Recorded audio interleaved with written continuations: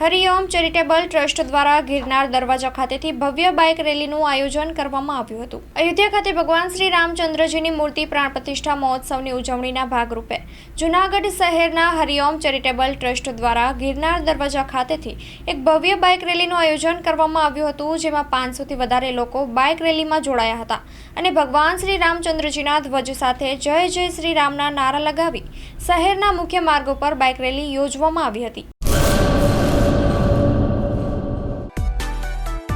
માં motor driving, safe and sure driving. Driving એ શોખ સાથે આપની મોટી જવાબદારી પણ છે। અમારા ઇન્સ્ટ્રક્ટર દ્વારા સચોટ અને સરળ માર્ગદર્શન।